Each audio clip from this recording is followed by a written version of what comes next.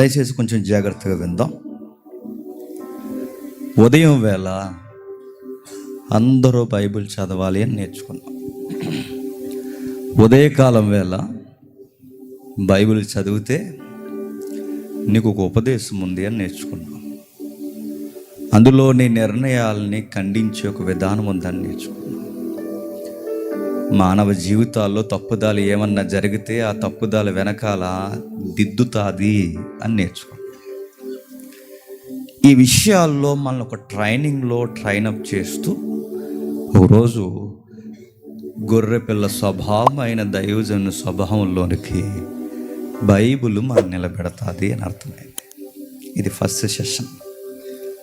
ఈ రెండవది, ఇంకా మాకు అర్థం కావాలంటే అసలు ఏంటండి బైబిల్ అంటే? పాత నిబంధన అంటారు, క్రొత్త నిబంధన అంటారు, ఇశ్రాయేలీలు అంటారు, అన్యులు అంటారు, క్రైస్తవులు అంటారు, గోత్రాలు అంటారు, మోసే అంటారు, ప్రవక్తలు అంటారు, ధర్మశాస్త్రపు గ్రంథాలు 5 అంటారు, మూల గ్రంథాలు అంటారు, పంచగ్రంథాలు అంటారు. సరే, ఈ భాష ఏది నాకు అర్థం కాదు కానీ సార్ అసలు ఏంటి సార్ బైబిల్ అంటే అని అడిగే వాళ్ళు ఎవరైనా ఉంటే బ్రీఫ్గా సింగిల్ లైన్లో సిస్టమేటిక్గా ఒక లైన్ మనం నేర్చుకుని ముగించుకుందాం. నా మాటలు అర్థమవుతున్నాయా? ఉదయకాలం వేళ తరగతికి ఇది లింక్డ్ డాక్యుమెంట్ లాంటిది అన్నమాట. విందాం ఏంటి దీని గొడవ. అసలు ఈ సిస్టమేటిక్ తెలియకే అరుస్తున్నారు బయట. ఈ దేవుడు ఇశ్రాయేలీయుల దేవుడు, మన దేవుడు కాదు, మీరెందుకు నమ్ముతున్నారయ్యా అని అరుస్తున్నారు.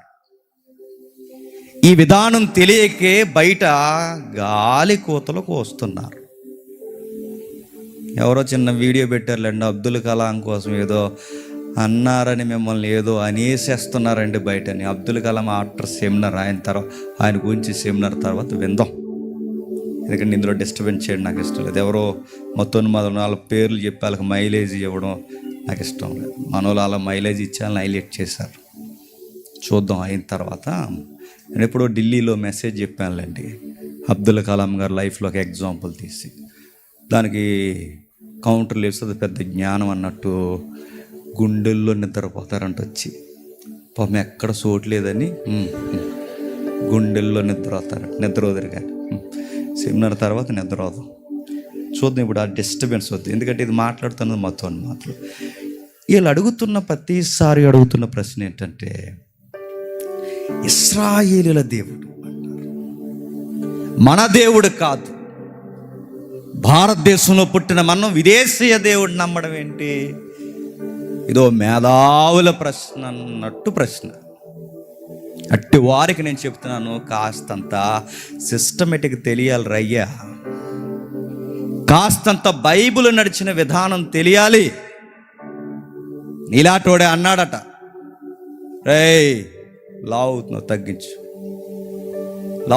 తగ్గించు అన్నాడు డాక్టర్ గారు. ఏం చేయాలి సార్ అన్నారు. రాత్రి కొంచెం రైస్ తగ్గించు, చపాతీ తిను అన్నారు. అప్పుడు ఈడేమన్నాడట, భోజనానికి ముందు తినమంటారా, భోజనం తర్వాత తినమంటారా అన్నాడట. సిస్టమ్ తెలియనివాడు మాట్లాడే మాటలు. అప్పుడు కింద కామెంట్ పెట్టారు ఫేస్బుక్లో, భోజనానికి ముందు 2 తినరా, తర్వాత 2 తిను అని.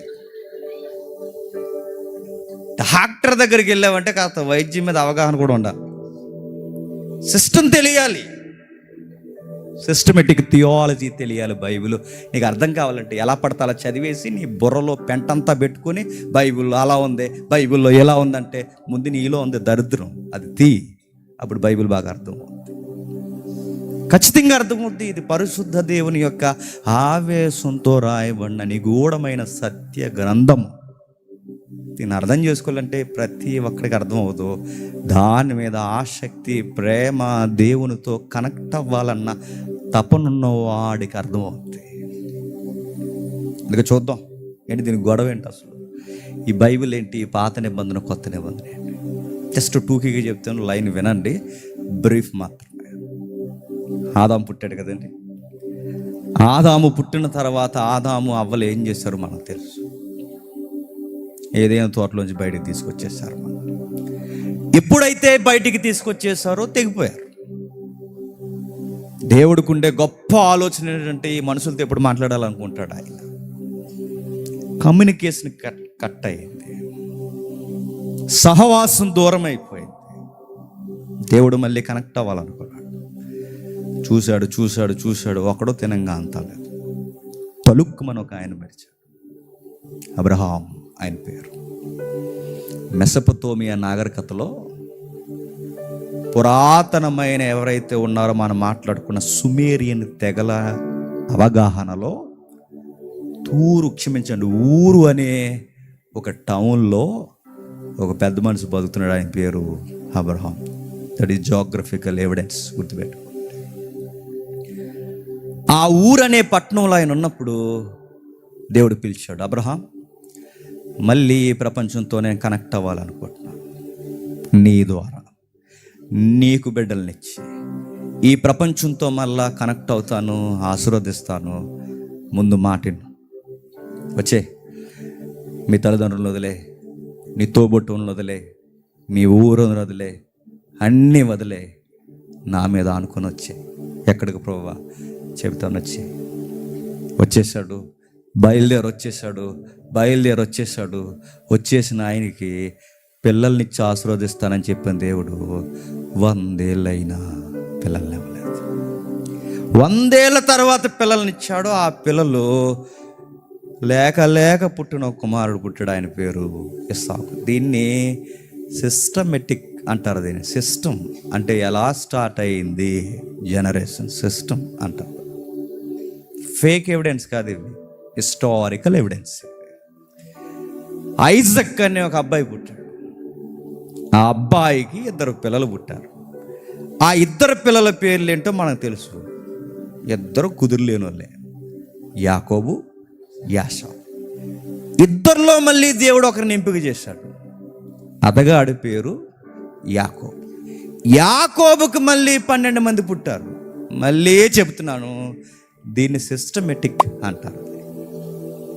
ఈ 12 మందికి బాగా వినాలి. ఈ 12 మందికి దేవుడు అబ్రహాముతో చెప్పిన వాగ్దానాన్ని కొనసాగించాడు. అబ్రహాం చెప్పాడు, అబ్రహాం డోంట్ వరీ అబ్రహాం, ఎకరం వదిలేసావో, అరెకరం వదిలేసావో, కుంచుడు వదిలేసావో, గజం వదిలేసావో, ఎంత వదిలేసావో తర్వాత విషయం డిస్కస్. నీ దేశమే రికార్డెడ్గా నీకు ఇచ్చేస్తున్నాను అబ్రహాం. ఇజ్రాయెల్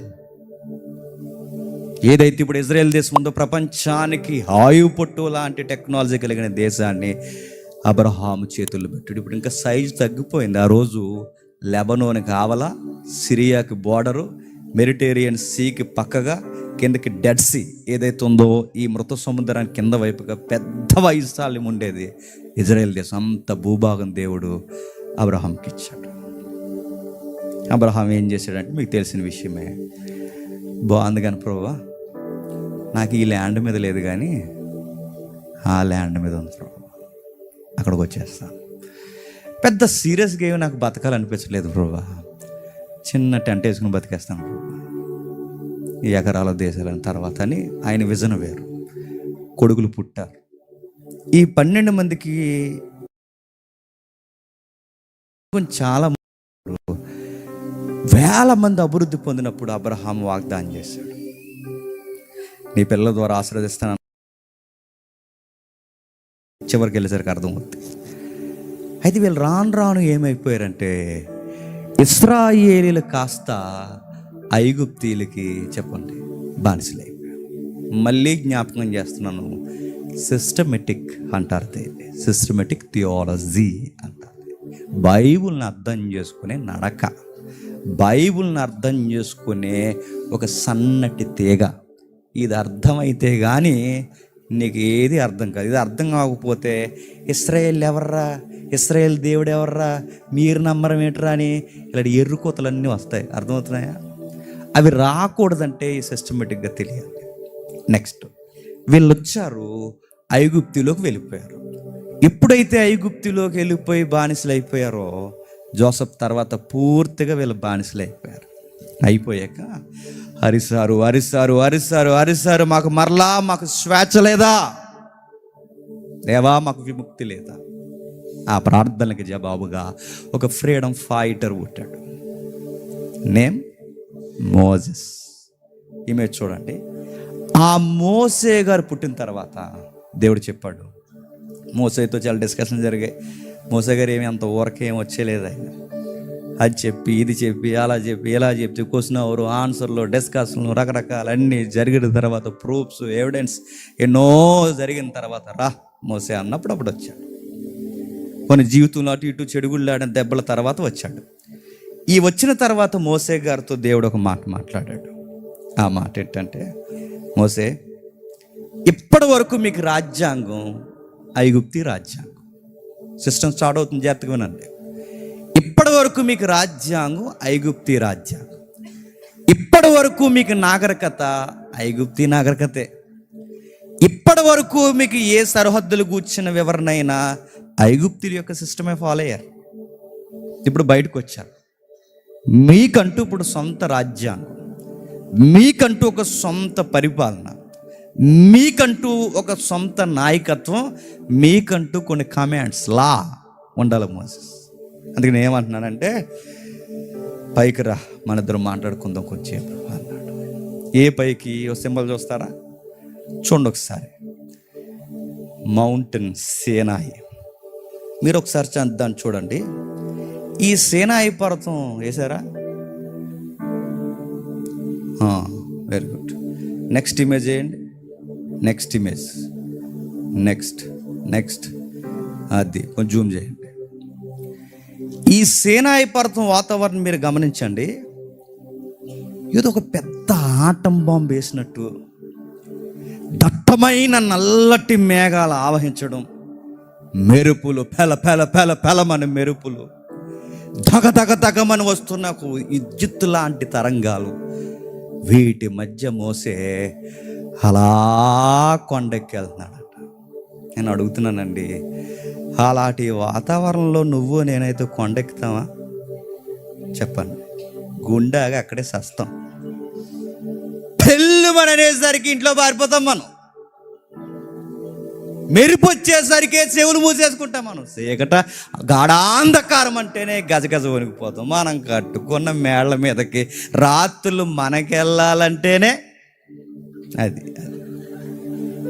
మనం కట్టుకున్న పక్క గదిలోకి వెళ్ళాలంటే బీరి వెనకాల ఏదో ఊగుతున్నట్టు అనిపిస్తుంది నాకు. చీకట భయం, బిల్డింగ్ భయం, అన్నీ భయం. అడుగుతున్నాను, మోసే ఎలాంటి పర్వతం మీదకి ఎక్కుతున్నాడు? గట్టి గుండెకాయ అండి మోసేది. దమ్మున్న నాయకుడు, ధైర్యం ఉన్న నాయకుడు, దేవునితో పూర్తిగా మునిగిపోయిన నాయకుడు వెళ్తున్నాడు. ఆ మేఘాలు దట్టమైన చీకటి కనుమల మధ్య, ఆ గాఢాంధకారపు ఆ వెలుగుల మధ్య, చీకటి మధ్య ఎక్కుతున్నాడు. వెళ్ళాడు. డిస్కషన్ జరుగుతుంది. దేని గురించి? లా లా లా చట్టం. చట్టాన్ని గురించి డిస్కషన్ జరుగుతుంది. మోసే, నువ్వు ఒక విషయం చెప్పాలి మోసే. నువ్వేం చేస్తావంటే, నేను చెప్పినవి రాతి పలకలు తీసుకుని దగ్గర పెట్టుకుని, రాసినవి దగ్గర పెట్టుకుని జాగ్రత్త లాగా అమలు చేయి. ఇప్పటి వరకు ఐగుప్తి లా ఉంది, ఈరోజు నా లా, ఇది గాడ్స్ లా అని చెప్పు వాళ్ళకి. ఇది దేవుని యొక్క ధర్మశాస్త్రం. ధర్మం అదొక శాస్త్రం, ధర్మం అదొక శాస్త్రం. నేను చెబుతున్న శాస్త్రం, చట్టం. పబ్లిక్ చెప్పు. తీసుకున్నారు, మాట్లాడుకుంటున్నారు. వీళ్ళిద్దరూ మాట్లాడుతున్నప్పుడు మీరు గమనించండి, ఒక భీకరమైన వాతావరణం. ముందే చెప్పాడేమనంటే, ఆ ఇమేజ్ అలాగే ఉంచండి. ఒక వచనం చూపిస్తాను చూడండి. 19వ అధ్యాయం నిర్గమాకాండం, 19వ అధ్యాయం నిర్గమాకాండం 10వ వచనం. ఇక ఈ దెబ్బతో బైబిల్ అంటే ఏటో కాస్త అర్థం అవ్వాలి. 19వ అధ్యాయం నిర్గమాకాండం 10వ వచనం. యెహోవా మోసేతో, నీవు ప్రజల యొద్దకు వెళ్ళి నేడును రేపును వారిని పరిశుద్ధపరచుము, వారు తమ బట్టలు ఉతుక్కొని 3వ నాటికి సిద్ధముగా ఉండవలను. దీనికి కూడా ఒక సిస్టమ్ ఉంది. 40కి ఒక సిస్టమ్ ఉంది, 3కి ఒక సిస్టమ్ ఉంది, 70కి ఒక సిస్టమ్ ఉంది. ప్రతి దానికి నెంబర్స్లో మళ్ళీ చెప్తున్నాను ఆన్సర్స్ ఉన్నాయి. పక్కన పెట్టిన తర్వాత విషయం. ఒక మాట అడుగుతున్నాడు, మరో 2 రోజుల్లో రాబోతున్నాను మోసే, నీకు నాకు పర్సనల్ మీట్ జరగబోతుంది. భీకరమైన వాతావరణంలో పెల పెలమని వస్తాను. ఆ వచ్చిన దెబ్బకట, బాగా వినండి, ఆ వచ్చిన దెబ్బకి సీనాయి పర్వతం మీద బండలు కదిలిపోయాయట, రాళ్ళు రెపరెపలాడేసాయట, భూకంపం వచ్చినంత పని అయిందట. దేవుడు ఒక మాట అన్నాడు, నేను వచ్చే సమయానికి పబ్లిక్ని పరిశుద్ధంగా ఉండమని చెప్పు. ఏంటట? పరిశుద్ధంగా, దేహపరంగాను మానసికంగాను, బయట లోపల అందరినీ శుభ్రంగా ఉండమను. నేను పరిశుద్ధుని గనక నా సన్నిధికి అంచులలోకి వచ్చిన వారు కూడా, ఇంక్లూడింగ్ యూ, నీతో సహా పరిశుద్ధంగా ఉండాలి. ఉండకపోతే ఏమవుద్ది? ఆవిరైపోతాం.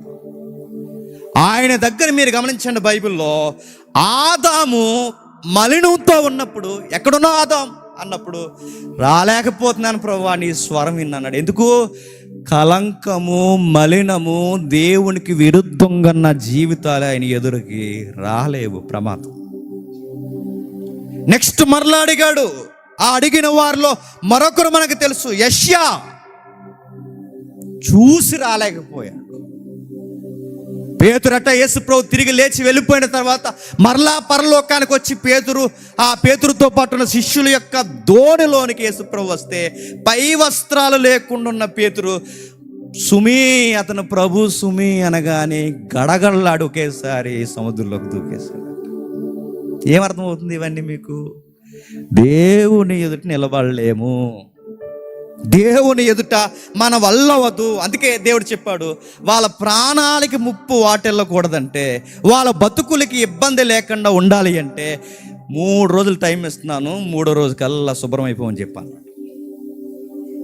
అయ్యని గారికి అయ్యారు, అవనోళ్ళు దూరంగా ఉన్నారు. మొత్తం మీద దేవుడు వచ్చాడు. సీరియస్ డిస్కషన్ జరుగుతుంది. మళ్ళీ ఇమేజ్ చూడండి, దట్టమైన మేఘాలు, బలమైన మెరుపులు, భయంకరమైన భూకంపం. జనాలందరూ చూసారు, అలా స్నానాలు చేసి శుభ్రంగా ఆ కొండంచుకొచ్చారనమాట. అలా నిలబడ్డారు, చుట్టూ కేంద్రీకృతమయ్యారు. వాళ్ళందరూ అలా నిలబడిన తర్వాత దేవుడు డిస్కషన్ చేస్తున్నాడు. అక్కడ ఏం మాట్లాడుతున్నారు వీళ్ళకి ఏం తెలియదు, వినబడదు. ఎందుకంటే ఆ మేఘాల మధ్య ఎత్తులో ఎక్కడో వీళ్ళిద్దరు మాట్లాడుకుంది, ఏమీ తెలియదు. కొంత సమయానికి 40 రోజుల తర్వాత మహా వెలుగుతో అలా పలకలు పెట్టుకుని దిగుతున్నాడు. ఎవరు? మోసే గారు. నేను అడుగుతున్నానండి, 40 రోజులు ఈయన, ఉదాహరణ చెబుతున్నాను, నిజంగా మళ్ళీ పరలోకంగా వెళ్ళొచ్చాను అనుకుంటారు. 40 రోజులు ఈయన దేవుడితో ఉండొచ్చాడండి. చాలా మాట్లాడుకున్నారు అనగానే వెంటనే మనకి ఏమనిపిస్తుందండి? చెవులు పెద్ద అయిపోయి ఏం మాట్లాడుకున్నారు అంట అనిపించదండి. దేవుడి దగ్గరకు వద్దు కానీ, ఇదిగో ఈయనంట ఎమ్మెల్యే గారి దగ్గరికి వెళ్ళి వచ్చారు అనగానే వెంటనే చెవులు పెద్ద అయిపోతాయి. ఏమన్నారు? ఎమ్మెల్యే గారు ఏమన్నారు అంట. ఎవరైనా నాయకుడి దగ్గరికి వెళ్ళొచ్చారంటేనే ఏం మాట, నాయకుల దగ్గరికి వెళ్ళొచ్చా ఎంత తారోతే అని అడుగుతున్నాను. దేవుడి దగ్గర 40 రోజులు ఉండొచ్చాడు. ఏం మాట్లాడుకున్నారు వాళ్ళిద్దరూ? చాలా మాట్లాడుకున్నారు. ప్రధానంగా 10 విషయాలు మాట్లాడుకున్నారు. ఎన్ని? 10. అన్ని విషయాల్లో ప్రధానమైన 10 విషయాలు మాట్లాడారు. 10 విషయాల్లో ఏమున్నాయి ఒకసారి చూడండి. ఆ 19వ అధ్యాయం క్షమించండి, 20వ అధ్యాయం మొదటి వచనం నుండి, దేవుడు ఈ ఆజ్ఞలన్నీ నీ దేవుడైన యెహోవా నేనే అని చెబుతూ మొదట ఆజ్ఞ, నేను తప్ప వేరొక దేవుడు ఉండకూడదు అని చెబుతూ 12వ వచనంలో కిందికి రండి. నీ దేవుడైన నీకు అనుగ్రహించిన నీ దేశంలో దీర్ఘాయుష్మంతుడు అగునట్లు నీ తల్లిని తండ్రిని సన్మానింపు. నరహత్య చేయకూడదు, వ్యభిరించకూడదు, దొంగిలించకూడదు, పొరుగువాడిని ఆశించకూడదు.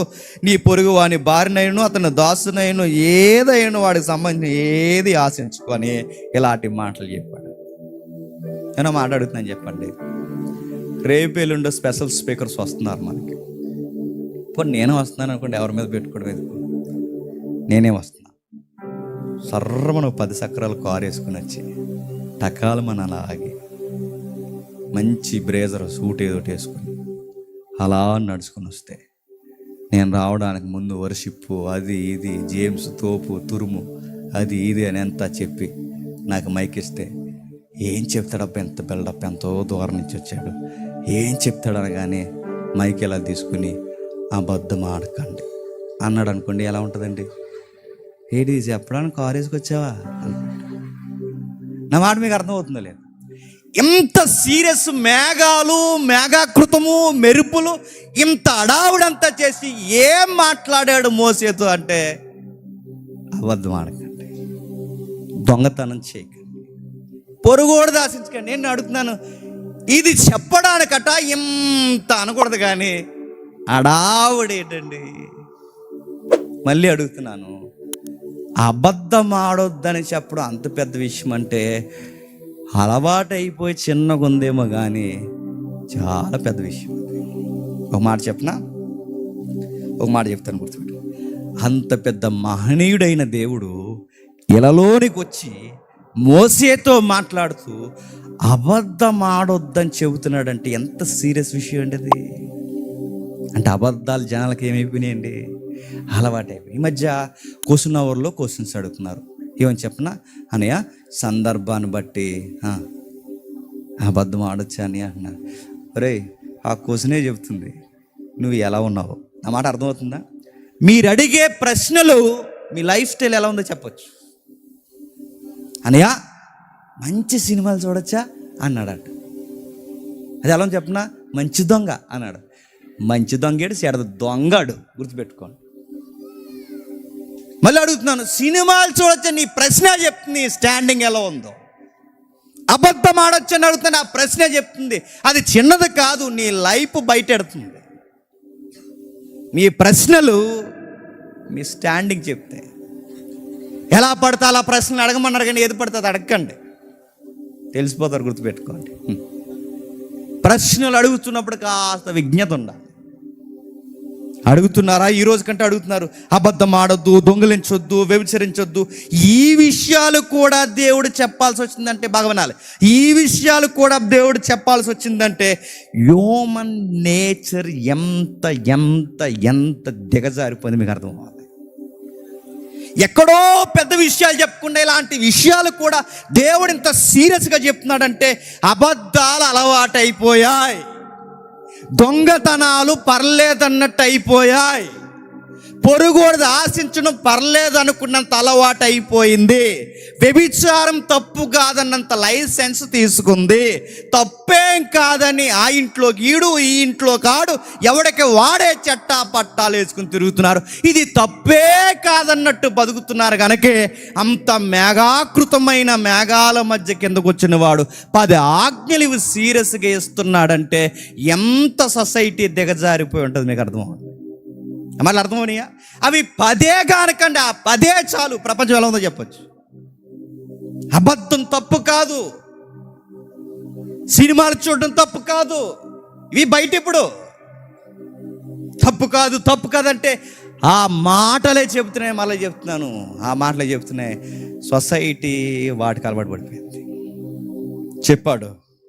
చెప్పిన ఆయన ఒక మాట అన్నాడు, 10 ఆజ్ఞలు. 10 ఆజ్ఞల్లో సీరియస్గా చెప్పనండి, దేవునికి సంబంధించినవి బాగా వినాలి. నువ్వు పాటించాల్సినవి 2 నీకు దగ్గరగా ఉండేవి. నా మాటలు అర్థమవుతున్నాయా? దేవునికి సంబంధించినవి ఏమన్నా ఉన్నాయంటే 2. ఏటా 2 అంటే విశ్రాంతి దినం చేయి, ఇది 1. తల్లిదండ్రులను సన్మానించు, ఇది 2. మరి మిగిలిన 8 మనయే. అర్థమవుతుందా? నా మాట మీకు అర్థమవుతుందో లేదు? 2 దేవుడికి, తల్లిదండ్రులకి.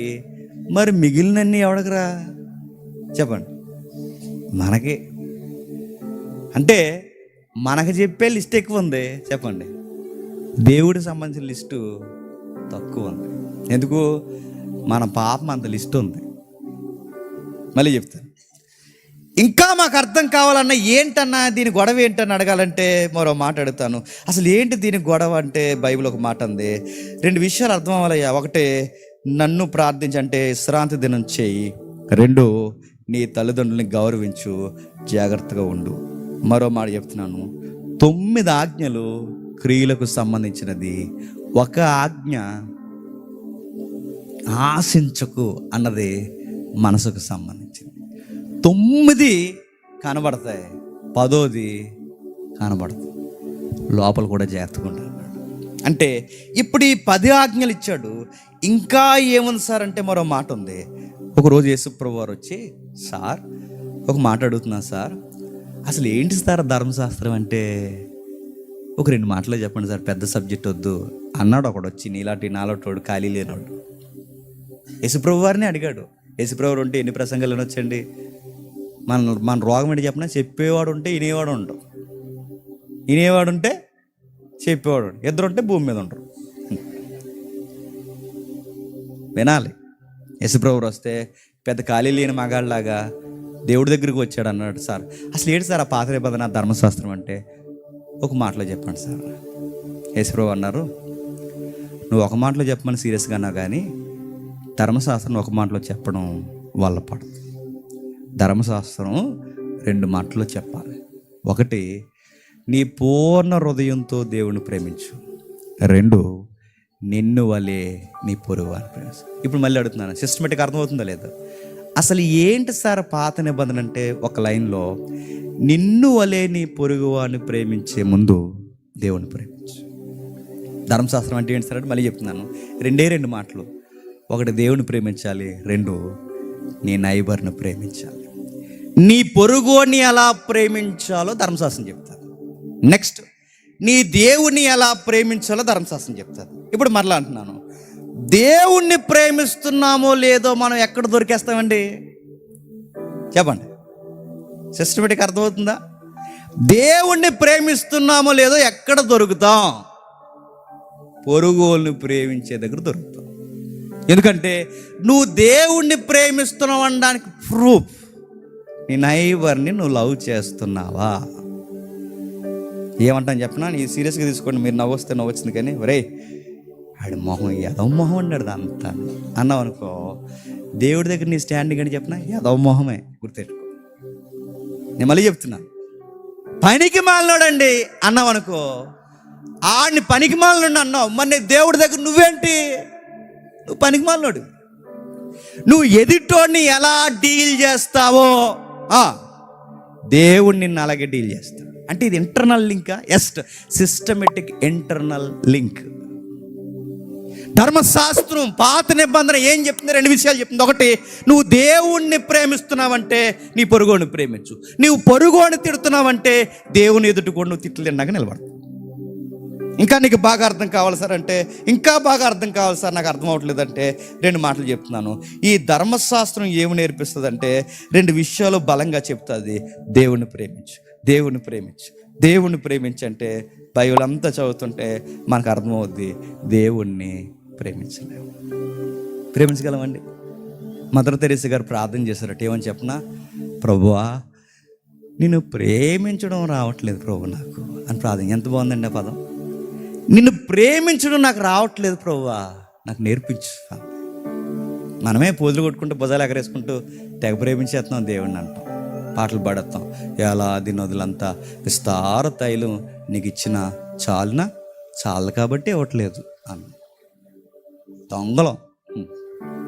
వేలాది పొట్టేలు నీకు ఇచ్చిన చాలునా, చాలు ప్రభువా నీకు, నాకు తెలుసు అందుకే ఒక పొట్టేలు కూడా ఇవ్వలేదు అంటాం. అన్ని దొంగ మాటలు.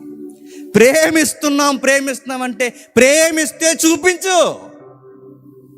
నా మాట మీకు అర్థమవుతుందా? ప్రేమిస్తున్నాం చూపించు, ఆయన కనపరచు, క్రియాశీలకంగా చూపించు.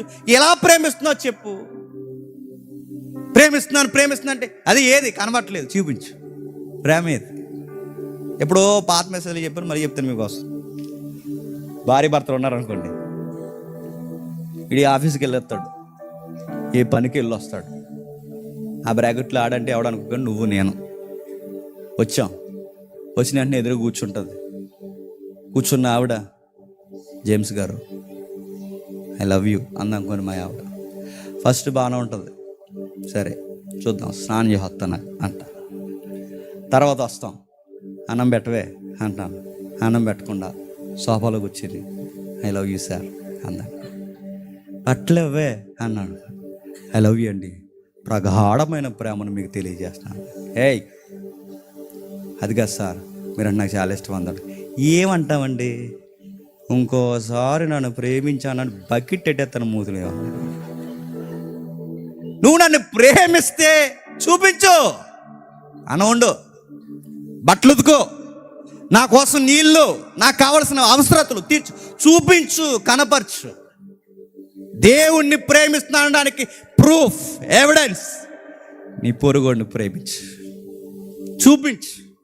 నీ పొరుగోడిని ప్రేమిస్తూ చూపించు. దేవా, నిన్ను ప్రేమిస్తున్నాను కనుకే ఇతరులని ప్రేమించగలను. నన్ను తిట్టే వాళ్ళని కూడా నేను ఎందుకు తిట్టలేకపోతున్నాను తెలుసా ప్రభువా? నేను ప్రేమిస్తున్నాను కనుక. నన్ను అన్నవారిని కూడా నేను అనలేకపోతున్నాను తెలుసా ప్రభువా? వాళ్ళు కూడా సజీవ లెక్కలు ఉన్నారంటే ఎంతో కొంత నువ్వు వారిని ప్రేమిస్తున్నావు కనుక నేను ప్రేమిస్తున్నాను కనుక వాళ్ళు ప్రేమిస్తున్నాను. నా లైఫ్లో ఎనిమిస్ ఉన్నారులేండి, ఏదో రోజు కనబడతారు. కనబడిన వెంటనే ఏం చెప్తారంటే, I love you my dear brother అని చెప్తారు. చచ్చిపోలే ఇంకా మాటకి, ఇంకా అంతే. వెళ్ళరా అన్నా, నువ్వు వెళ్ళరా అన్నా, మళ్ళీ చెప్తున్నాను, ఐ లవ్ యూ, నేను నిన్ను ప్రేమిస్తున్నాను.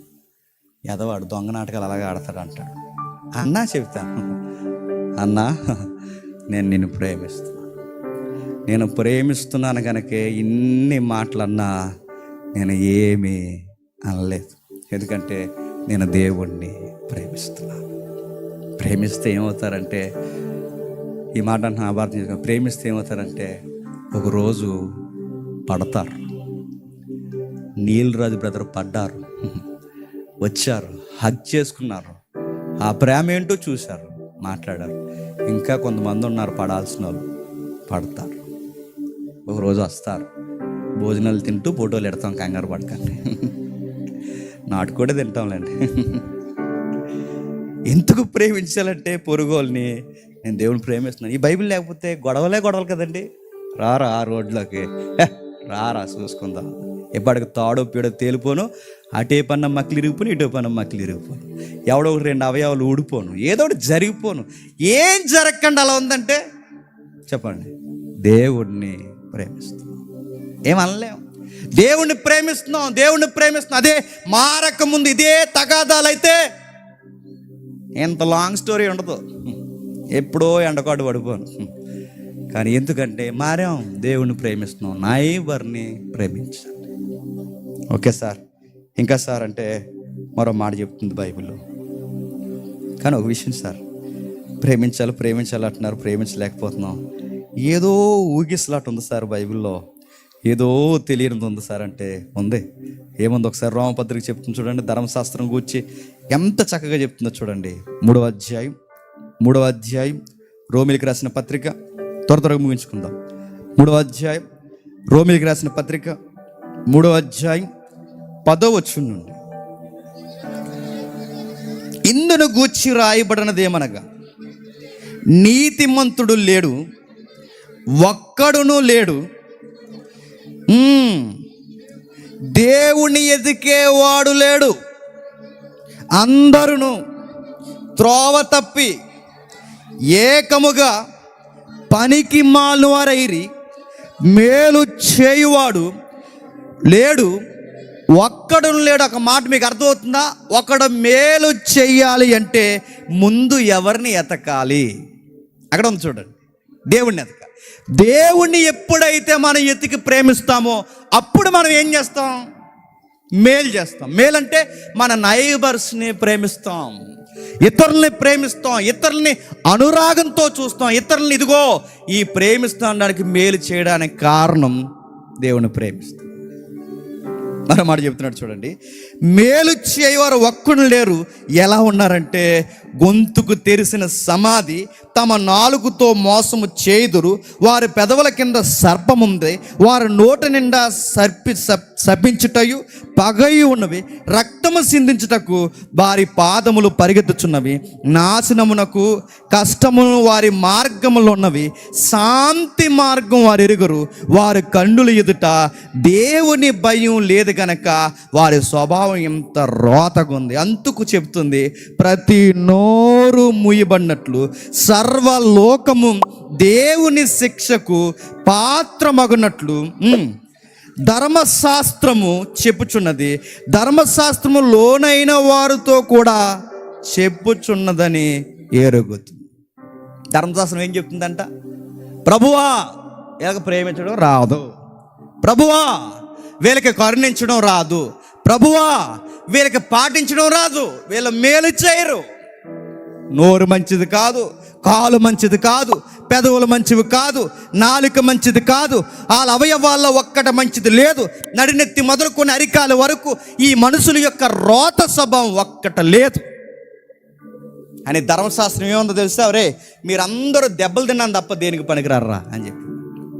దేనికి పనికి వస్తామంట? దెబ్బలు తినడానికి. ఇదిగో సర్వలోకము దేవుని ఉగ్రతకి తప్ప ఇక దేనికి పని చేయదని ధర్మశాస్త్రం డిక్లేర్ చేసి. ఇప్పుడు చెప్పండి, సిస్టమేటిక్ థియాలజీలో మోసే ఆజ్ఞలు బేస్ చేసుకుని మిగిలిన ఫైనల్ సెక్షన్ లాంటి మిగిలిన ప్రవక్తల గ్రంథాలన్నీ వస్తే వీటన్నిటి సారం నీకు నాకు ఏం చెప్తుందంటే ధర్మశాస్త్రం అంతా కలిసి ఒక్కడ తినంగలేడని చెప్పిందంట. అదే సార్ నిన్నక సార్ గొర్రెపిల్లని ఇచ్చామంటే గొర్రెపిల్లని ఇచ్చినా తినంగా లేవురా అని చెప్పిందంట. సార్ బంగారం కూడా ఇచ్చాను సార్ అంటే బంగారం మంచిదేరా, నువ్వు బంగారం కాదురా అని చెప్పింది. అన్నీ మరి చూడండి, ధర్మశాస్త్రం ఎవరిని విడిచిపెట్టలేదు, భేదము లేదు, అందరూ త్రోవ తప్పి పనికి మాలినోలయ్యారు. ఇంకా ధర్మశాస్త్రం నిన్ను నన్ను ఎలా చూపిస్తుంది? లోపల ఉన్న అద్దంలా చూపిస్తుందండి, ఎలా చూపిస్తుంది. మరే మీకు ప్రేమించడం రాదు, బాలేదురా ఎలా చూపిస్తుంది? ఒకసారి కీర్తన చూడండి, 19వ కీర్తన చూడండి, ముగించుకుందాం త్వరగా. 19వ కీర్తన 7వ వచనం నుండి జాగ్రత్తగా వినండి.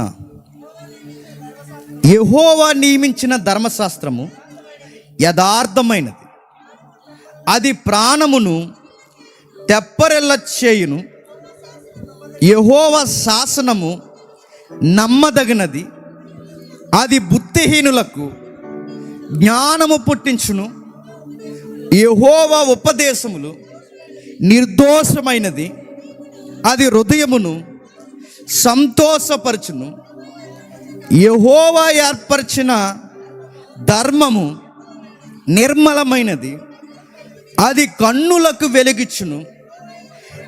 యెహోవా యందలి భయము పవిత్రమైనది, అది నిత్యము నిలుచును.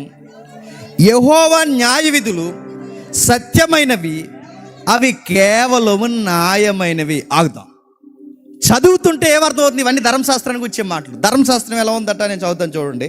యథార్థమైనది, నమ్మకమైనది, నిర్దోషమైనది, నిర్మలమైనది, పవిత్రమైనది, నిత్యమైనది, సత్యమైనది, న్యాయమైనది. ధర్మశాస్త్రం నైతికంగా ఎంత బాగుంది. రివర్స్ అడుగుతున్నాను. ధర్మశాస్త్రం న్యాయమైనది, ధర్మశాస్త్రం పవిత్రమైనది, ధర్మశాస్త్రం నిర్దోషమైనది, ధర్మశాస్త్రమందు సంతోషం ఉంది, ధర్మశాస్త్రమందు సత్యం ఉందంటే ధర్మశాస్త్రం మంచిది. ధర్మశాస్త్రం మంచిదంటే ధర్మశాస్త్రం ఎలా మంచిది? ఎలా మంచిది అంటే ఒకడు అన్నాడట, అలాగే మంచిది అన్నాడు. ఎలా మంచిది నేను అడుగుతున్నాను. మన ఒకటి చెప్తే అది చెప్తాను తిరగేసి. ఎలా మంచిది? ఎలా అంటే ఎప్పుడో చెప్పాను, మళ్ళీ ఒకసారి వినండి. ఒక మొబైల్లో 2x2 ఈక్వల్ టు కొట్టామనుకోండి, ఎంత వస్తుందండి? 4 వస్తుంది. 5 రాకూడదు ఎవరి దాంట్లో. వస్తే ఏదో వచ్చేది దరిద్రం చూపించుకోవడం. ఇంకా ఎందుకో నాకు ఈ మధ్య 5లాగా అనిపిస్తుందండి. అంటే నీకు అనిపిస్తుందిలే, వైరస్ వచ్చింది నీకు నీ ఫోన్కి. 4 2 రెళ్ళు 4. రివర్స్ అడుగుతున్నాను, 2 రెళ్ళు 4 అని నీ ఫోన్కి ఎలా తెలుసు? అబ్బా స్కూల్కి వెళ్ళింది, టీచర్కి ఎక్కమా చెప్పింది, అది ఆ 2 ఎక్కని చెప్పింది, అది ఆ 2 ఎక్కం కూడా 10 వరకు వచ్చి మనకి 2 11 ఏంటంటే తర్వాత చూద్దాంలే అంటామా. అడుగుతున్నాను నేను. దానికి ఎలా తెలుసు? 2 రెళ్ళు 4 అని దానికి ఎలా తెలుసు?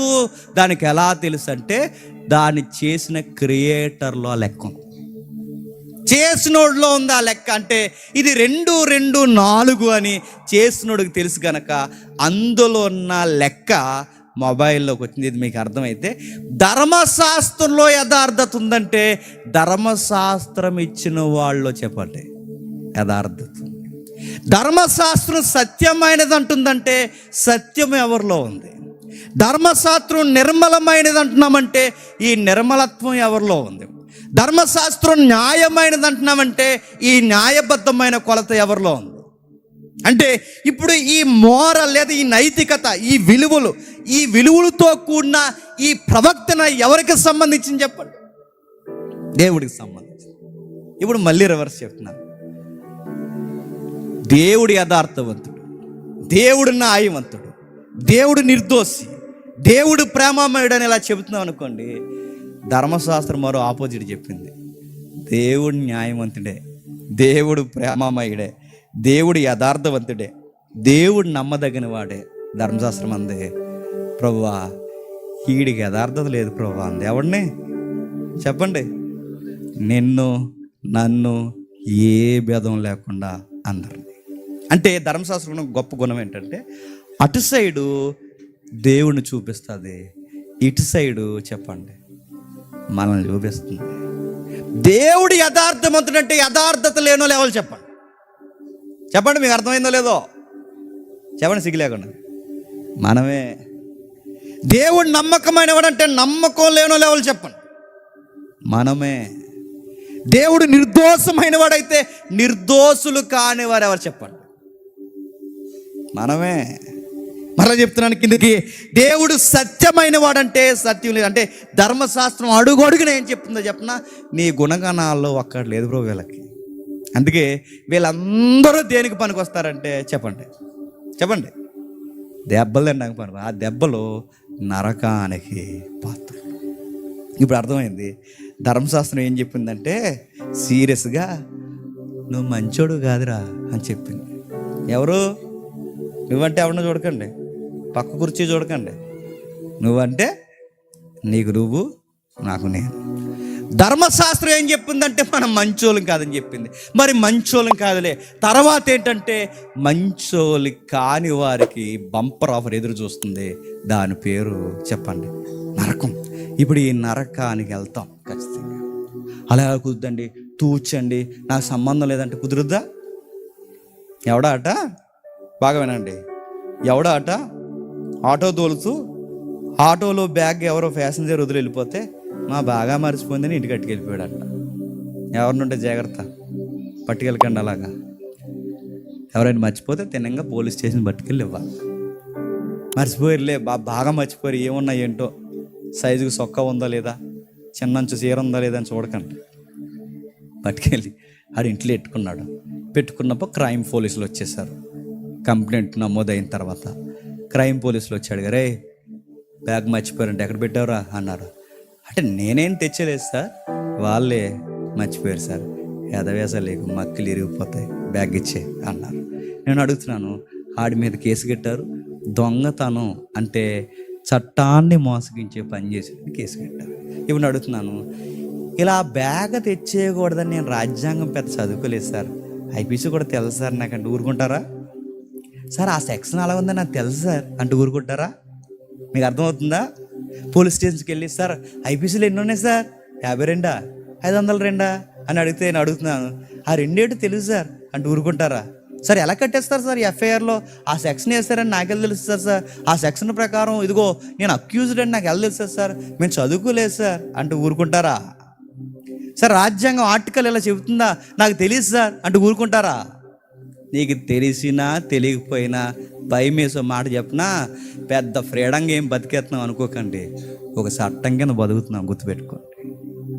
నువ్వు అడుగు వెయ్యాలంటే చట్టం, నువ్వు గొడుగు వెయ్యాలంటే పక్కింటి మీద పడకుండా ఒక చట్టం, నువ్వు సొక్కా వేసుకుని తినంగా రోడ్డు మీద నడాలంటే చట్టం, ఒక వస్తువు వాడుకోవాలంటే చట్టం, ఓ భూ పరిధిలో తిరగాలంటే చట్టం, ఈ భూమి మీద ఏ ఏరియాలో బతకాలంటే చట్టం. నీకు తెలియకుండానే నేను దేని కింద బతుకుతున్నాను తెలుసా? చట్టము రాజ్యాంగం కింద బతుకుతున్నావు, నువ్వు చదువుకున్నా చదువుకోకపోయినా. ఇది నీకు అర్థమైతే మనం అందరం తెలిసినా తెలియకపోయినా దేవుని ధర్మశాస్త్రం కింద ఎలా ఉన్నా చెప్పండి, అలా ఉన్నాం. నాకు తెలియదు సార్ ఇది అంటే కుదరదు. ధర్మశాస్త్రం నువ్వు తెలిసినా తెలియకపోయినా నీ డెప్మే కొట్టడానికి రెడీగా ఉంటుంది. నీకు తెలిసినా తెలియకపోయినా రే నీ అడుగులు బాగాలేదు, నీ సూపులు బాగాలేదు, నీ మాటలు బాగాలేదు, నీ గొంతు బాగాలేదు, నీ నాలుక బాగాలేదు, నీ పెదాలు బాగాలేదు, అసలు నువ్వే బాగాలేదు. బాలేదు బాలేదు బాలేదు అడుగు చెప్తే ఓకే బాలేదు, మరి మేమేమవుతామంటే మీరందరూ ఏమవుతారంటే శిక్షకి అర్హులవుతారు. ధర్మశాస్త్రం అంతా పాత నిబంధన చదువుతుంటే అలా చదువుతుంటూ వచ్చేస్తుంటే ఏమర్థమవుతుంది చెప్పండి? పాత నిబంధన అంతా దేవుని ఉగ్రత. పాత నిబంధన అంతా అది ఉంటుందండి. మీరు చూడడానికి కావాలంటే దేవుని ఉగ్రత మనుషుల మీదకి, దేవుని ఉగ్రత పతనమైన మనుషుల మీదకి దేవుని ఉగ్రత. ఎందుకు ఉగ్రత? మనుషులు బాలేదు కనుక ఉగ్రత. మోసేకి చూసాయిగా చూపిస్తున్నాడు సీనాయి పర్వతం దగ్గర, ఉగ్రత. బాలేదు కనుక ఉగ్రత.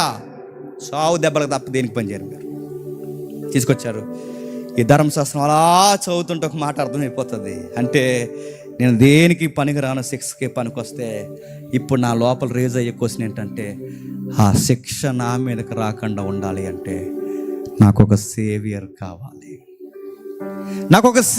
కావాలి, ఒక రక్షకుడు కావాలి. ఆ రక్షకుడు ఎవరున్నారు?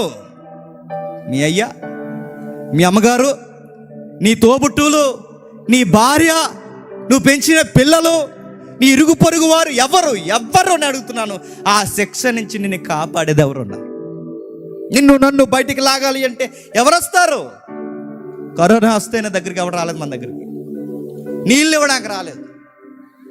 చివరికి ఆ వారం ఏదో క్వారంటైన్ అని పెట్టేవారు 14 రోజులు. 14 రోజులు అంటే అర్థం ఏంటి చెప్పినా, బతికొస్తే 14 రోజుల తర్వాత ఇంటికి తీసుకెళ్దాం, బతిరావుతే అడ్డే గోని సంచులు కట్టేసి వాళ్ళు తీసుకోండి అని దాని అర్థమైందా? ఎవరు వస్తారు చెప్పండి? రోగం భరించడానికే రారు, బాధ భరించడానికే రారు, మనం నవ్వుతే మనతో కలిసి నవ్వడానికే రారు. ఎవరు వస్తారు? ఎవ్వరు రారు. అలాంటి టైంలో మనసు ఈ ధర్మశాస్త్రం చదువుతుంటే ఒక మాట అర్థమవుద్ది, దేవుడు బాగున్నాడు, దేవుని ఎదుట నేను బాగాలేదు. వాక్యం చెప్తుంది, ధర్మశాస్త్రం చెప్తుంది, పాత నిబంధన చెప్తుంది, దేవుని బాగున్నాడు, దేవుని ఎదుట నేను బాగాలేదు. దేవుడు బాగున్నాడు, దేవుని ఎదుట నేను బాగాలేదు. అయ్యో దేవుడు బాగున్నాడు, నేను బాగాలేదు. బాపోయాడు ఓ పెద్ద మనిషి ఎలుగెత్తి అరిశాడు. ఏమని అరిశాడు చూడండి. రోమిలికి రాసిన పత్రిక 7వ అధ్యాయం, త్వర ముగించుకుందాం. రోమిలికి రాసిన పత్రిక 7వ అధ్యాయం 24వ వచనం, క్షమించండి 21వ వచనం నుండి. కాబట్టి మేలు చేయగోరి నాకు కీడు చేయుట కలుగుచున్నది, ఒక నియమము నాకు కనబడుచున్నది, అంతరంగ పురుషుని బట్టి దేవుని ధర్మశాస్త్రానికి నేను ఆనందించుచున్నాను కానీ ఏరొక నియమము నా అవయవములో ఉన్నట్టు నాకు కనబడుచున్నది, అది నా మనస్సునందున్న ధర్మశాస్త్రముతో పోరాడుచు నా అవయవములో ఉన్న పాప నియమానికి నన్ను చెరబెట్టుకుంటుంది. నా నేచర్ బాలేదు. ఎవరో డాక్టర్ గారు చెప్పారట, మన స్వభావం ఎలా ఉంటుంది చూడండి. డాక్టర్ గారు ఏం చెప్తే అన్నీ మనకు ఉన్నట్టు కనబడుతుంటాయి. టీవీలో అప్పుడప్పుడు కరోనా వచ్చినప్పుడు చెప్పారు చూసారా, కరోనా వచ్చినప్పుడు డాక్టర్కి చెప్పారు ఏమనంటే, ఇదిగో కరోనా లక్షణాలు ఎలా ఉంటాయంటే, మొదటగా రాత్రులు కొంచెం ముక్కు బరువుగా ఉంటుందండి. ఉంటుంది అన్నాం. మా దరిద్రుడు చెప్పిన అక్కడ ఏం చెప్తే ఉన్నట్టుంటాయి మనకి. అలాగే రాత్రి సరిగ్గా అన్నం అనకుండా 2 తేనుపులు వస్తాయి అంటే, అవును 3 వచ్చినాయి 3 అంటాము. అలాగే లైట్గా 2 మోషన్స్ కూడా అవుతాయి అంటే 3 అయిపోయినాయి అనుకుంటండి అనుకుంటాం. మన దరిద్ర సైకలాజికల్ ఎలా ఉంటుంది చెప్పిన, ఏదైతే చెప్తారో అవన్నీ మనకు ఉన్నట్టుంటాయి. ఏదైతే ఉన్నా అన్నీ మనకు ఉన్నట్టుంటాయి. ఇక్కడ మీరు కూడా చూడండి, డాక్టర్ గారి దగ్గరికి వెళ్ళాడట. డాక్టర్ చెప్పాడు, రే తినుకో, లావ్ అయిపోయి నీకు షుగర్ వచ్చేసింది, ఏది పడితే తినుకో, స్వీట్లు తగ్గించు అన్నాడు. నిజానికి ఆ పెద్ద ఆయనకి స్వీట్లు తినడం అలవాటు లేదండి. డాక్టర్ గారు తినొద్దన్న కానించి చెప్పండి స్వీట్లు తినాలనిపించిందండి. ఈ మనసు ఎలా చెప్పినా, ఏదైతే వద్దనుకుంటామో చెప్పండి అదే చేయాలనిపిస్తుంది. అదొకటి ఉందో లోపల దరిద్రం. ఏదైతే వద్దనుకుంటాం అదే చేయాలనిపిస్తుంది, ఏదైతే రోదనుకుంటా అదే. ధర్మశాస్త్రం అంటే ఇష్టమే, వాక్యం అంటే ఇష్టమే, దేవుడు అంటే ఇష్టమే, దేవుణ్ణి ప్రేమించడం అంటే ఇష్టమే. కానీ చేయడంలోనే చెప్పండి కష్టం. మరి చేయకపోతే ధర్మశాస్త్రం ఎంత చెబుతుంది, ఆ 10 ఆజ్ఞల దగ్గర నుంచి ఎంత చెబుతుందిగా, మరి ఇది ఏమీ చేయకపోతే ఏం చేస్తుంది? నేను కట్టగట్టి మూటగట్టి ఉరి బిగించి తీసుకెళ్ళి అది నరకం అనే బంధకాణాలలో బంధించేస్తుంది, రాకుండా బిగించేస్తుంది. మరి నేను రాకుండా ఉండకుండా అలా పాడైపోయి నశించిపోకుండా ఉండాలి అంటే ఇప్పుడు ఈ ధర్మశాస్త్రం పాటిస్తేనే బతుకుతాను నేను. పాటించగలవండి? నువ్వు పాటిస్తావా? నువ్వు పాటించగలవా? ఎవడ పాటించలేడు, ఎవ్వరం పాటించలేము. అంటే ఇశ్రాయేలుకి ఇచ్చిన ధర్మశాస్త్రం నీకు నాకు మనందరికీ ఈ రోజుకి పాత నిబంధన ఎందుకు దేవుడు పెట్టాడంటే క్రొత్త నిబంధనతో పాటు పాత నిబంధన చదివి మనకు అర్థమవుద్ది. నేను దీనిని చెప్పండి పాటించలేను, నేను దీన్ని పాటించలేను, నా వల్ల అవుతూ నేను దీన్ని పాటించలేను కనుక ఖచ్చితంగా పతనం అవుతాను. ఇప్పుడు నేను పతనం అవ్వకూడదంటే పాటించాలంటే ఎవరున్నారు? మన పక్షాన పాటించే వాళ్ళు ఒకరు కావాలి, సేవియర్ కావాలి, మన పక్షమును పాటించేవాడు కావాలి. ఎవరున్నారు? 2000 సంవత్సరాల క్రితం నజరుడైన యేసుడు ఇలలోనికి వచ్చాడు. గుర్తుపెట్టుకో. ఎందుకు వచ్చాడు ఆయన? ఇదిగో ఈయన నా ప్రియకుమారుడు, ఈయన యందు నేను ఆనందించుచున్నాను. ఎలా ఆనందిస్తున్నామంటే ఇదిగో ధర్మశాస్త్రమందు నా యందు రాయబడిన, ధర్మశాస్త్రమందు నా గూర్చి రాయబడినవన్నీ నెరవేర్చుటకును దేవుణ్ణి సంతోషపెట్టుటకు ఇలలోనికి వచ్చాను. సంతోషపెడుతున్నాడు. అదిగో ఆ పరలోకమందున్న దేవుడు ఇలలోనికి వచ్చిన దైవశుద్ధిని చూసి పరలోక ప్రభుత్వమైన దేవుడు ఎలా అన్నాడు? ఈయన నా ప్రియకుమారుడు, ఈయన యందు నేను ఆనందిస్తున్నాను. ఇప్పుడు బాగా వినండి, ఎలా ఆనందిస్తున్నామంటే ఆయన చిత్తముని ఈయన జీవితంలో నెరవేరుస్తున్నాడు. అంత నీతి నెరవేర్చి ఆ నీతనే వస్త్రం తెచ్చి, ఆ నీతనే ఆ ట్యాగ్ మనకు తెచ్చి అలా మెడలేసి ఆ పాపం అనే ట్యాగ్ తీసుకుని ఆయన మెడలో వేసుకుని, బాగా వినండి, మన నిమిత్తం ఆయన పాప అయిపోయాడు. పాపులమైన మనల్ని ఆయన నీతి మనకిచ్చేశాడు. ఎందుకు ఇచ్చాడంటే మళ్ళీ చెప్తున్నాను, నువ్వు బతికి బట్ట కట్టాలి అంటే ధర్మశాస్త్రం ప్రకారం నీకు విడుదల రావాలి అంటే దీన్ని పాటించినోడు ఒక్కడ కావాలి. మోసే కూడా పాటించలేకపోయారు, మానవ ప్రపంచంలో ఎవ్వరు పాటించలేకపోయారు. దీన్ని పాటించింది ఒకే ఒక్కరు. ఈ మానవ ప్రపంచంలో మానవుడుగా పుట్టిన దీనుడైన నజరుడైన యేసుడు పాటించి ఆ నీతంతా తెచ్చి మనకి ఇచ్చి ఆయన అన్నాడు, ఇప్పుడు మీరు నీతిమంతులు, మీ పాపాలన్నీ నేను మీదేసుకున్నాను కనుక పాపం ఎరగని ఆయన, నాకు ఏడుపు వస్తుందండి అన్నమాట, పాపం ఎరగని ఆయన మన నిమిత్తము పాపైపోయాడట. ఆయన పాపేటండి. జొనసామ్యులు గారితో ఒక సాంగ్ ఉంటుందండి, రేపు ఎవరైనా పాడండి వీలైతే. వర్ణించలేనయ్యా, ఆ పాట ఎంత బాగుంటుందండి. నీకెన్ని బాధలు యేసయ్యా, సిలువులో ఏదయ్యా నీ సొగసు, అడుగడుగున గాయాలేంటయ్యా, నేనే కారణం, నీ ప్రేమే దానికి కారణం. నువ్వు నన్ను ప్రేమించావు, గాయాలైపోయావు. నువ్వు నన్ను పట్టుకోవాలనుకున్నావు, పరలోకం వదిలొచ్చేసావు. ఈ ప్రేమను నేను వర్ణించలేనయ్యా. నీకు ఎన్ని గాయాలయ్యా, ఆ గాయాలు తగలడానికి కారణం ఏంటో తెలుసా? కేవలం ప్రేమ. ధర్మశాస్త్రం ఏం చెబుతుందండి అంటే, ధర్మశాస్త్రం చదువుతుంటే కోపం వస్తుంది ధర్మశాస్త్రం మీద, కానీ ధర్మశాస్త్రం వెనకాల ఏముంది చెప్పనా? ధర్మశాస్త్రం ఒక మాట చెబుతుంది, నువ్వు బాగాలేదురా అని చెప్తుంది. బాగాలేదన్నది మనకి బాగాలేదు, ఎవడైనా మనం బాగాలేదంటే ఎలా ఉంటుందండి? కానీ దాని వెనకాల ఏమని చెప్పనా? దేవుని ప్రేమ ఉంది. బాగాలేదు కనుక నేను బాగు చేయలేని ధర్మశాస్త్రం ఏం చేసిందంట, ఎంత బాగుంటుందో చూడండి. ఒకసారి ముగించుకుందాం. గలతీలకు రాసిన పత్రిక చూడండి. గలతీలకు రాసిన పత్రిక 3వ అధ్యాయం ముగించేసుకుందాం. గలతీలకు రాసిన పత్రిక 3వ అధ్యాయం, గలతీలకు రాసిన పత్రిక 3వ అధ్యాయం 23వ వచనం చూడండి. విశ్వాసము వెల్లడి కాకమునకు ఇక ముందుకు బయలుపరచబడబోవు విశ్వాసము అవలంబింపవలసిన వారమై చెరలో ఉంచబడినట్లు మనము ధర్మశాస్త్రానికి లోనైన వారమైతిమి. కాబట్టి నీతిమంతులమని తీర్చబడినట్లు క్రీస్తునొద్దకు మనల్ని నడిపించుటకు ధర్మశాస్త్రము బాల శిక్షకుడు ఆయన. ఎంత బరువైన మాట అండి, మీకు అర్థమైతే చాలండి, ఎగురికి ఎత్తేస్తారు అక్కడ. ధర్మశాస్త్రం ఏంటట? బాల శిక్షకుడు అంటే మాస్టర్. వాళ్ళు రిద్దించి నేర్పించి మనల్ని ఒక సిస్టమేటిక్గా నడిపించి ఈ పాత నిబంధనలో ప్రతి విషయానికి మనకు చూపించి ఒకరోజు అలా చేతులు పట్టుకుని అరెస్ట్ చేసింది. అరెస్ట్ అంటే ఎవడో ఒక పోలీసుడు అరెస్ట్ చేసినట్టు, లేదా ఒక సైనికుడు అరెస్ట్ చేసిన మనల్ని అలా చేతులు మన గొంతు పట్టుకుందండి, ఎక్కడికి వెళ్ళకండి రా అని అలా పట్టుకొని అలా మెడబట్టుకుని తీసుకుని వచ్చి అలా యేసుప్రభు ముందు నిలబడి ఆయన వెనకాల వెళ్ళిపో అని చెప్పిందంట. ధర్మశాస్త్రం ఏం చెప్తుంది తెలుసా? యేసుప్రభుని చూడు అని చెప్పి. నువ్వు మంచోడు కాదు గనక, మంచి అంటే ఏంటో నా వైపు కాదు, ఆయన వైపు చూడు. ధర్మశాస్త్రం ఏడాదంటే ఒక మంచి మాట అన్నాడండి ఒక సువార్తికుడు. ఏమంటాడంటే, అది అచ్చు థర్మామీటర్ లాంటిదంట. జ్వరం చూస్తారుగా థర్మామీటర్ నోట్లో పెట్టుకున్నాం అనుకోండి, మనకు జ్వరం ఎంత ఉందో చెప్తుంది. జ్వరం ఎంత ఉందో చెప్తుంది కానీ అది ఇంజెక్షన్ ఎత్తదా?